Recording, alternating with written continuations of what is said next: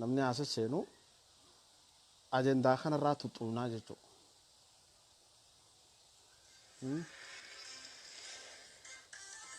Indaya maka gaariitti. Dhihaadhaa Oromoo.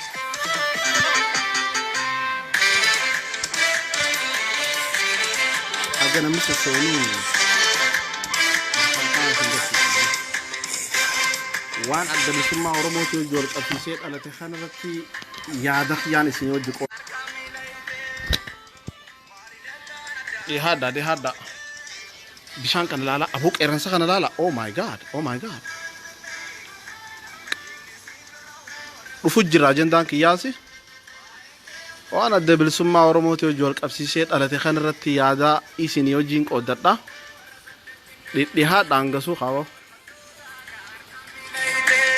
Akkas jechuudha tokkolaa jirti qabsoon keenya siyaasaan keenya tokkolaa jirti dhihaadha. Kana ilaali. Oh my god.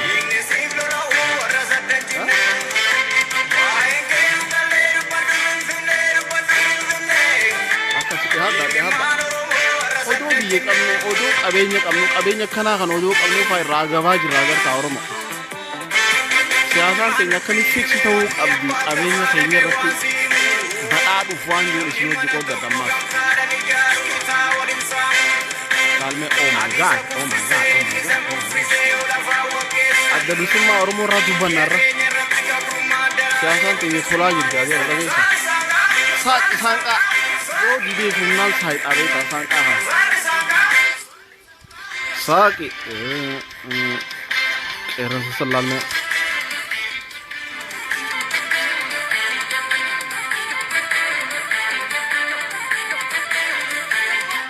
Dhihaadhaa Oromooti. Adda bilisummaa Oromoo irraa dubbannaarra.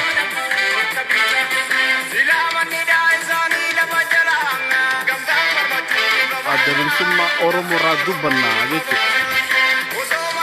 Waan gaariitu ta'aa jira beektani. Shanirraa tuttuuna boorra shanirraa tuttuuna.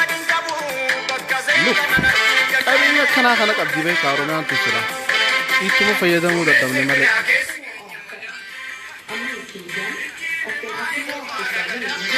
Laalme akkana tolchu qabna qabeenya keenyaaf. Siyaasaan keenya akkamitti fiksi ta'uu qabdii waan jiru isin hojii qoodadha. Qabeenya keenya akkana tolchine itti badhaadhuudha. Waan adda bilisummaa Oromootii hojii wal qabsiisee ta'e kanarratti yaadaan isin hojii qoodadha jechuudha. Dhihaadhaa shanirraa tuttuunarra. Shanirraa tuttuunarra.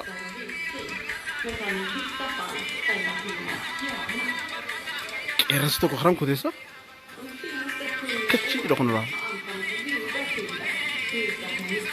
Calje tae itu tae ngata qeerransa kun garta. Oh my god.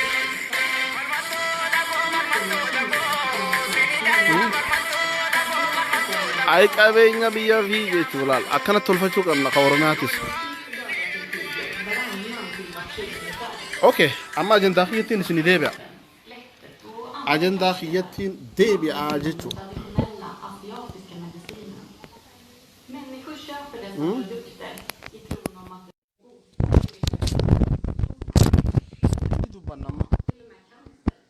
Mee takka barreessaa Oromoo. Barreessaadha takka qaceloo dhagahamaa mi'oonni akkanatti haasa'e. Sagaleen tun perfectiidha. Waan adda bilisummaa Oromootii wajji wal qabsiisee dhalate kana it is historical waan gaarii ta'uu jira. Qabsoo teenya tana siyaasaa teenya tana oguu garii akkana micciiruu feesisa yookaan harka walirra qaqqabaa oolle namni ni baxaraana saba kana agaagul godhaa beektanii itti taphataa jechuudha. Waan hin taane kaansar hundaatu qabsoo teenya tana itti taphata. Yookaan gaariitti qaruxummaadhaan hubannaadhaan qabnee injecting goone. Laal amma wanni ta'e kun beektaa amma xiqqoo wanni keessa isin deebi'u Oromootiya sagaleen tuni dhagahamtee namaatu na cinaa haasawasi maayikiin kun ni dhaabbatallee. Anyway qabsoon uummata keenya akkana daddaaquun yeroo gabrummaan dura dheerachuu kanarratti addi bilisummaa Oromoo shoroo olaanaa taphatee akka jiru beektanii. Shora ajaa'ibaatti taphatee beek. Keessaafuu hoogganni jaarmee kana waggaa 27 dabre kanarratti keessatti beeki qabsootana akka dhagaatti jala kaaniiti irra taa'uu turan laal ukkaamsanii hokkee qabanii jaarmee kanaas hafuura baafachuu dhoorkanii jechuudha. Hafuura itti kutanii hin hojjetan naman hojjechiisan hin dalagan naman daleessisan dhagaa gulgudha. Goota meeqaa fi qaruxee meeqaatu badee beetanii qabsoo kana keessatti jaarmee kana jalatti jechuudha. Laal amma qabsoon teenya yeroo dheeraa turte tun akkuma taatettu deemaa dhuftee as geenyeeti jira. Dorrobdee bilisoomnee biyya teenya akka galfannee jira. Jaarmayoota qabsoo mormii keessatti hidhamanii jiran kana qabsoo mormiirraa siyaasaa diddaarraa gara siyaasaa bulchiinsaatti dhiibuun dirqama ta'a jechuudha. Amma dura yoonii fi yaadattan taate giraafii tokko isin garsiiseetiin jaarmeewonni keenya kan siyaasaa diddaa keessaa bahuu didan kun akkamitti deemuu qabanii wantoota akkam faa godhuu qaban mootummaan keenyaa fi ijoolleen abbaa gadaatu noo maal godhuu qabdii jeetii waa isin garsiisee ture gariin keessa yoo yaadattan. Wantootaan an dubbadheetu ta'ee ilaalamma gariin waayiitu ta'ee jechuu bara. Waayiin itti dheeyxeeti jirti ilaala. Very good. Kun akka malee waan gaariidha. Amma mooraa qabsoo keessa warri jiru, qabsoo diddaa keessa warri jiru kun yoonii fi nagayaan bifa tasgabbii qabuun qabsoo tanaas waan gara isaaniitiin jiru fuudhanii gara qabsoo bulchiinsaatti oofuu ka dadhaban taate lilmeen akka amma diramuudha qabdi. Lilmeen tun ta'a akkamii seete? Humni takka hogguunii fi diddaarraa gara nagayaatti deemtu akka nama cimimmuu qabdeeti beektaa cimimmuu. Intala cimimmuu qabdu ta'aluu deemtuu jechuudha. Yoonii fi rabbi laaffisee fi dubbiin taate ta cimimmuu qabdu tun ni dhaltii beektaa akkama dhaltiisiin. Uumamumaan dhaltii jechuudha. Uumamaan dhaluu jechuun maal jechuudha? Qabsoo diddaarraa gara qabsoo nagayaatti nagayaan uumamaan deemtii jechuudha. Yoo san didamte immoo namni hogguunii fi cimimmuu qabu yoonii fi ulfa garaa qabaate yoonii fi karaa uumamaatiin karaa nagayaatiin dhaluu dide yeroo yoo dabarse jechuudha. Laalamma jaarmeenni kun waggaa 2 waggaa 3 ol caljaaniitu bakkana tattaanii hoggana haaree fiduu didanii qabsoo diddaa keessa qabamanii agaagul godhu jiranii saniifuu akka nama ulfa garaa qabu ka ulfa kana karaa nagayaatiin dhaluu dideeti. Kana kam goota doktora bira geessitaa jechuudha. Doktora bira geessiteeti lilmee jirta. Lilmee kam amma dubartiin faan ta ulfa garaa qabdu yeroo dheeraa ulfiitti ture ni beeti. Guuni fi lilmee jiran lilmeen tun cimimmuu itti kaafti jechuudha. Akkasitti cimimmuu itti kaasuu qabna jaarmee keenya kanaaf. Exactly wanni amma ta'u jiru sanii jechuudha. Dirqamaan lilmeen diruu barbaachisa. Yookaan agaagul biyya teenya godhan. Yookaan saba kana agaagul godhanii jechuudha. Maaliif agaaguliin waggaa 27 soddomman dabarteetu dakkaan goote beektaa. Laal amma lilmeen tun ni diramti. Lilmeen diramtee jirtii mire wanni amma deemaa jiru kun araarsoo biqilaatii fi ijoolleen isaa hojii jirtu hogganni isaa hojii soso'aa jiru kun they have to be very careful amma isaa walgahii dhaguruu deemanii walgahii godhanii kana keessatti successfully hoggana haaraan bahuu qabanii jechuudha. Humnoota xarafa dhaabbatee miila isaan harkisu, humnoota duubatti isaan harkisuu fi humnoota ajandaan taane uumanii isaan harkisuu deemuutu jiraate. San hoggumuu hundaa'u ni jira beektaa. Warri ala kana taa'ee akka daayinoosaritti ibidda afuufuu sitti fufaa biyya keessaas warri jiru caasaan niitoorkiin kaansariidhaa ka jaaranii xaxanii jaarmiyaan taa'aa turan sanis ittuma fufaa beektaa qabsoo. So ijoolleen ammaan tana lafaa kaatetu wal gurmeessitee jabaattee mudhii hidhattee walgahii tana gootee successfully hoggana haaraan as bahuudha qabanii jechuudha. Hoggana haaraan. Yeroo hoggana haaraan as bahan kana keessatti akka malee if eeggannoon godhamuu qaba. Isaanis if eeguu qaban. Mootummaalleen gargaarsa barbaachisu isaanii godhuu qabaa jechuudha. Nagaya isaanii eeguu haala tokko mijeessuu fi ni jiraame waan amma qilleensa irratti hin dubbanne waa hedduu sirreessuu fi mijeessuu qabdanii jechuudha mootummaa keenya dhageessanii.